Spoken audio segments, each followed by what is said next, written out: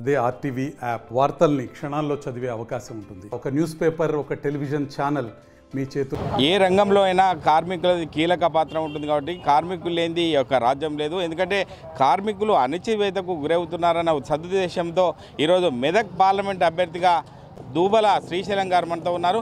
చెప్పండి, ఎందుకు ఈ యొక్క అంటే కార్మిక నాయకునిగా ఎంపీగా అభ్యర్థిగా మీరు పోటీ చేస్తున్నారు? ఎందుకు ప్రధాన సమస్య ఏందని చెప్పొచ్చు? ప్రధాన సమస్య అంటే మాకు కార్మికులకు ఉన్నటువంటి సమస్యలు చాలా ఉన్నాయి, ఒకటి రెండు కాదు. ఇలా మేము ఇవాళ రెక్కాడితే డొక్కాడని కార్మికులను ఎన్ని ప్రభుత్వాలు వచ్చినా మమ్మల్ని ఎవరు కూడా పట్టించుకుంటలేరు. అన్నీ వాళ్ళు ప్రభుత్వంలో ఉన్నప్పుడు హామీలు ఇస్తున్నారు, కానీ మా యొక్క ఆ హామీలు నెరవేర్చడంలో విఫలమవుతూ ఉన్నారు.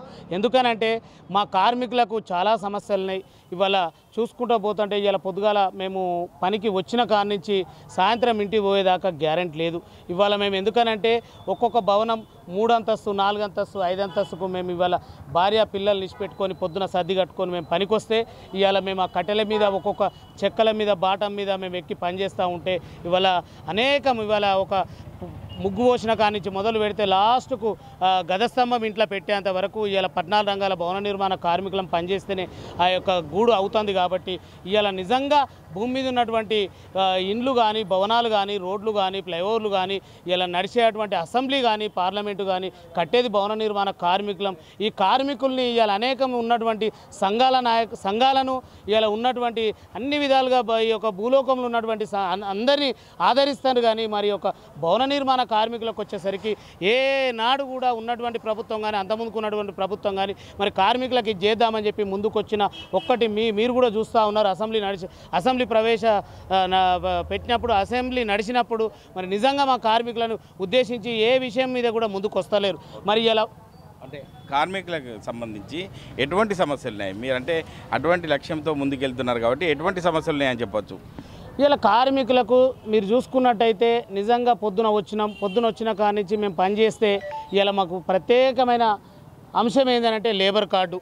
ఆ లేబర్ కార్డు ఇలా మేము ఆ పని చేస్తేనే ఆ యొక్క పర్మిషన్లకు పోయినప్పుడు ఆ ఇంటి యజమాని పర్మిషన్ పోయినప్పుడు ఆ యొక్క పర్మిషన్లో పర్సెంటేజ్గా మా చెస్ బోర్డులోకి వెళ్తుంది, వెల్ఫేర్ బోర్డులకు మా అమౌంట్ వెళ్తుంది, మా కష్టం వెళ్తుంది. కాబట్టి ఆ కష్టములకు వెళ్ళి మా కార్మికులకు ఖర్చు పెట్టాలి.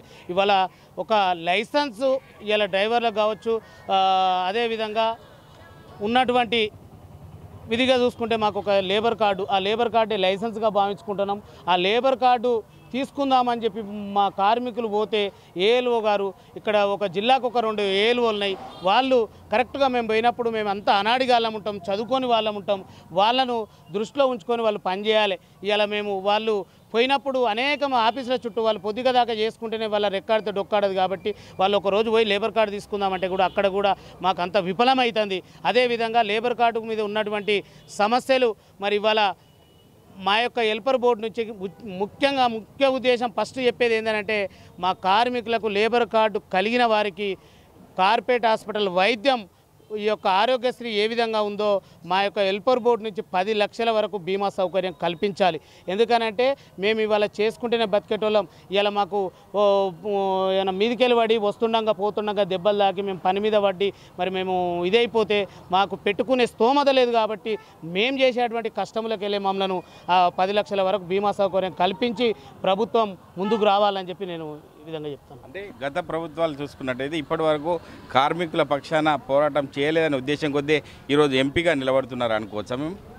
మీరు చూసినట్టయితే మమ్మల్ని కార్మిక సంఘాలను కార్మికులను అనేది ఎప్పుడు కూడా ఎవరు మాట్లాడిరు ఒకటి చూపెట్టండి.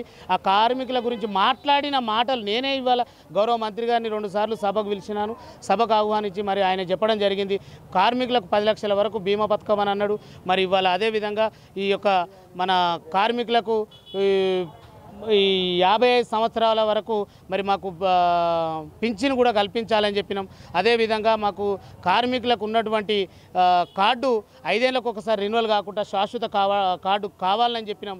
ఆ చెప్పిన మాటలు ఆయన కూడా చెప్పిండు, హామీలు ఇచ్చిండు, కానీ ఏది కూడా నెరవేరలేదు. అంటే కార్మికులను మీరు ఓటర్లను ఏం కోరుకుంటారు? ఒక ఎంపీ అభ్యర్థిగా పోటీ చేస్తున్నాను, మీరు ఏం విజ్ఞప్తి చేస్తారు చివరగా?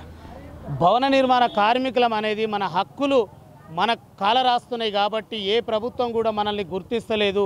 మనం రానున్న రోజుల్లో మన హక్కులు మనం సాధించుకోవాలంటే నిజంగా కార్మికుల ఒక గొంతై మనం వినబడితేనే మన కార్మికులను నిజంగా ఉన్నటువంటి ప్రభుత్వం కానీ ప్రతిపక్షాలు కానీ అధికారులు కానీ నాయకులు కానీ కార్మికులను కూడా చిన్న చూపు చూడొద్దు.